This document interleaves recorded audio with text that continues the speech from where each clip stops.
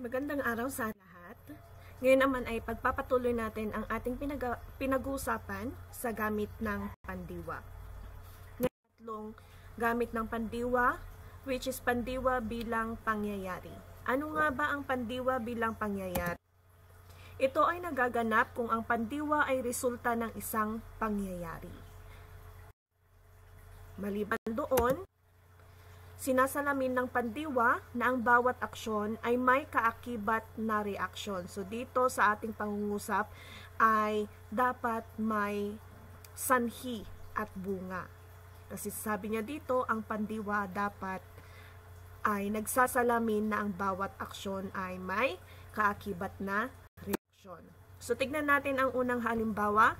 Nahilo si Aling Maria dahil sa kakulangan sa pag-inom ng tubig. Una muna nating tignan ay sino ang nahilo?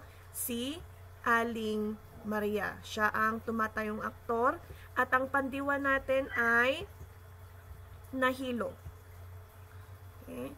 Ano kaya ang sanhi ng kanyang pagkahilo? Ang sanhi ng kanyang pagkahilo ay dahil sa kakulangan sa pag-inom ng tubig.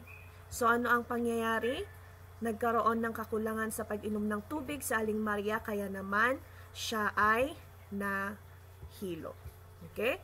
Sa susunod naman na halimbawa, binabaha na ngayon ang ilang lungsod dahil sa mga basura na bumabara sa mga kanal. Una nating titignan ay kung sino ang aktor na gumaganap sa pandiwa. Ang aktor na gumaganap sa pandiwa ay ang mga lungsod. Okay, ang mga lungsod. Ano bang nangyayari sa mga lungsod na yan? Sila ay binabaha. Bakit ba sila binabaha? Tignan natin ang kanyang sanhi dahil sa mga basura na bumabara sa mga kanal. Alright? So yan lamang ang ilan sa ating mga. Kung kayo ay natuto, pakilike naman ang ating video at huwag kalimutang mag-subscribe. Salamat!